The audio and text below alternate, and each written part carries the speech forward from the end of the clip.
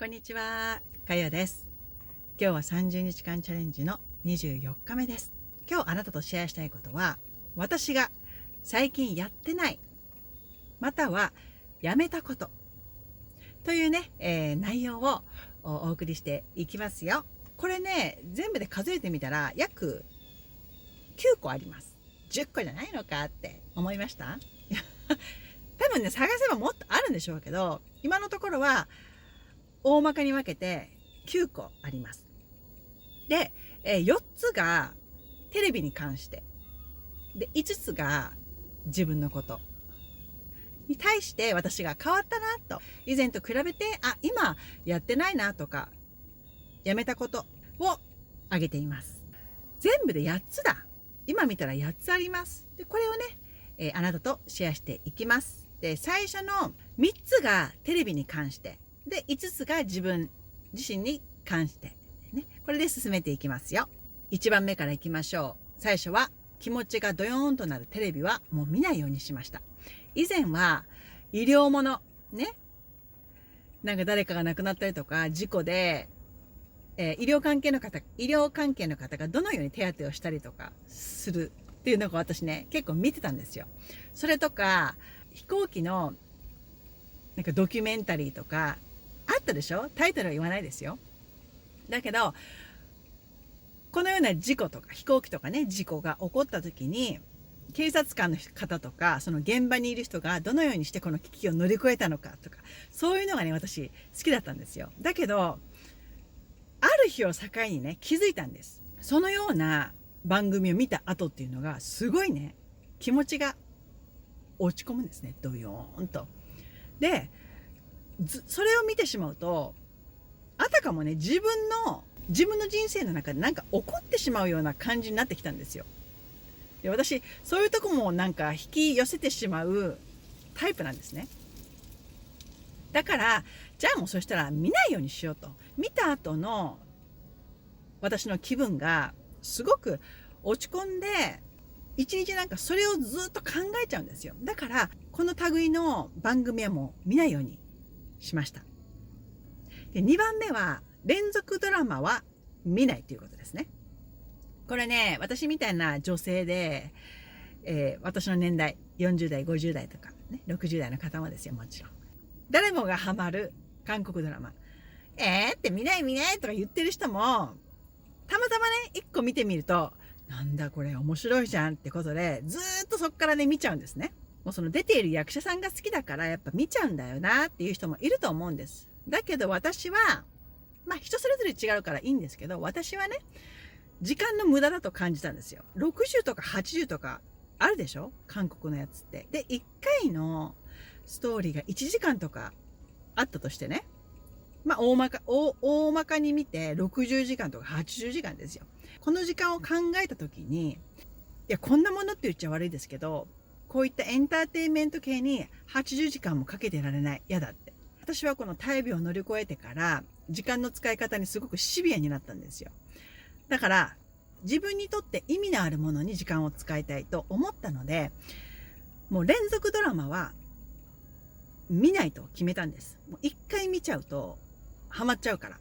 見るとしたらそうですね、映画とか一本もの、またはエピソードが少ないもの。もしね本当に面白くてエピソードが10ぐらいだったら見るかな。休みの時とかにちょこちょこ見ればそこまで時間を取られるわけじゃないので、だから見るとしたらこのようにエピソード数が少ないもの、または一本ものを見ています。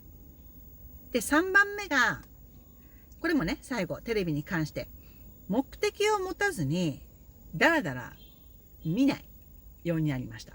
特に YouTube っていろんなおすすめ動画が出てくるじゃないですか。であれね一回ループに入っちゃうとずっと見ちゃうんですよ。ね、先ほどお伝えしたようにあっという間に時間が過ぎます。これは個人の意見ですよ。で私は目的を持って見るようにしてるんです。だからダラダラとスクロールしてなんとなくね見続けてしまうと本当に時間って早いんですよ。なのでもっと意識して自分が見ようと思っているものを選んで見るようにしています。で、4番目からは私自身のことですね。4番目はピーポープリーザーをやめました。ピーポープリーザーって人をがっかりさせたくなくて自分を犠牲にして相手を喜ばす行動をとってしまうということですね。私はね、以前はなんか自分がやりたくなくても人をがっかりさせたくなくって、じゃあ私がやるよとか言ってたんですよ。自分がやればこの人は困らないから、じゃあ私の時間を使ってやってあげようとかしてたんですね。これをね、やってると自分の人生の時間を相手のためだけに使ってるようになっちゃうと私は思ったんです。でも自分がやってあげたいと思ったことに関しては手を差し伸べてあげたり、助けになろうとする行為はね、私するんですけど、そんなしょっちゅうイエスマンになりすぎないっていうことね。だから昔はこうやって自分を犠牲にして相手のため、相手を喜ばそうと思って様々なことをやってたんです。で、自分の大切な時間を割いてまで人を喜ばす行為っていうのは、自分の幸せにつながる時もあります。だけど、これがしょっちゅう続いていくと、私の人生って他の人を軸にして私が行動していることになるなって思ったんです。なので、この4番目のピーポープリーザーっていうのを私はやめました。やめたんだ私はとね、言い聞かせながらやってます。5番目は丁寧にしすぎるのをやめました。例えば、トイレ掃除するときとかも、結構綺麗にね、もう隅々までやってたんですよ。で、この部分が気になるから取れないということで、カビキラーみたいなやつ。こうありますよね、スプレーとか。で、あれでも綺麗になるまでやってたんですよ。タイルとかも、タイルの目がありますよね。タイルの目地っていうんですかね。タイルとタイルの間のところ。あそこがなんか汚いと、ものすごく嫌だったんですね。だからもう、って取り憑かれたように綺麗にね、やってしまう自分がいたんですよ。だけどね、もうそこまでね、こだわらない。次のやつに似てる。次のやつに似てる。で、こういったね、あまり、もう丁寧にしすぎない。洗濯物とかも、似てるな。これやっぱ一緒にしよう。すいませんね、変わっちゃった。次はね、5番目と6番目が似てる。丁寧にしすぎるとこだわりを捨てる。似てるので、これ一緒にしましょう。例えばですよ、洗濯物を畳む時とか、自分なりにこういう風に畳みたいっていうやり方があると思うんですよ。で、これをね、私結構やってたんです。だけど最近はね、どういう風に畳むと思います？もうどうせね、畳んでも、すぐ息子とかも、ぜーってもう、崩れちゃうんですよ。そしたら、もうシャツもね、もうペッペッペッ畳んで、ぽいですよ。この右の袖を畳んで、左の袖を入れてとかね、もうやらないんです。もうペッペッペッって終わらせてます。思うんですけど、家事ってね、結局その時綺麗にやっても、どうせすぐね、汚くなるんです。だったら、あまりそこにね、自分のこだわりを入れずに、ね、やっていく。毎日のことだから、家のことって。なんていうのかな、自分がそこにこだわりすぎてしまうと、なんていうのかな、その自分がせっかくね、やったのにっていう思いが入っちゃうんですよ。その自分がやったことに対して。で、あなたの家族、ね、他の人がそれを、ね、向こうは全然そんなこだわりがないから、せっかく畳んだ洗濯物とかもぐじゃぐじゃとか、あともう靴とかも綺麗に並べずに置いたりとか、ね、もう適当ですよ、そんなの。靴とかもそんな綺麗に並べない。適当に、もう下駄箱に入れたりとかしてるんです。そうやってね、家事のこだわりをね、あなたが捨てていくことで、自分を楽にしてあげましょうよ。ほんとね、終わりがない、エンドレスなんですよ。この家のことって。だからね、もし例えばお仕事してらっしゃるんでしたら、家のこともやらなきゃいけないと。そしたらどっちか手を抜かないと、上手にね、手を抜いていかないと、あなたが体壊しちゃう。体はおろか精神まで壊しちゃったら大変なことになるんですよ。だからそこにね、自分の変ななんかこだわりとか丁寧にやらなくちゃっていう意識を捨てていきましょうよ。ね。そうしよう。7番は自分より人を優先するっていうことですね。あら、これもピーポープリーザーに似てますかね。似てますかね。いや、違う。それは違う。これはね、もしね、意見を求められた時に、あなたはどうしたいのって聞かれたとします。で、この時に、人がね、自分と違う意見を持ってるとした時に、そっちに合わせるんじゃなくって、私もちゃんと自分の気持ちに対して正直なことを言う。または、私はどう思うのって聞くようになったんですよ。どっかのエピソードでお伝えしたと思うんですけど、例えば自分の息子がやりたいからなんかゲームをやりたいということで私に言ってきたとします。でこの時に私がやりたくないと思ったら、あ、それね、お母さん嫌いだから、お母さんそれやりたくないからやらないって言うんですよ。言うようになりました。自分がやりたくないという気持ちを抱えているのに、息子のためにと思ってやってしまう自分がね、昔はいたんですよ。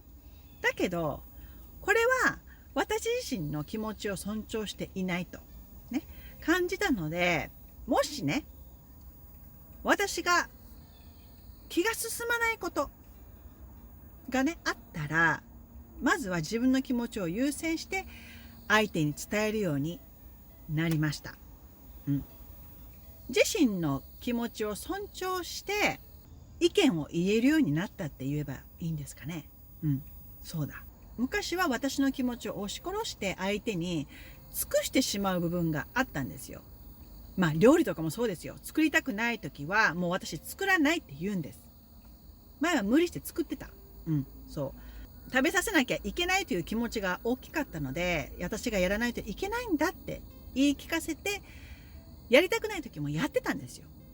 作りたくないなって思っている時は、今の気持ちに正直になって、ごめんって今日もう作りたくないんだよねっていうふうに伝えるようにしたんです。そしたらすごく楽になりました。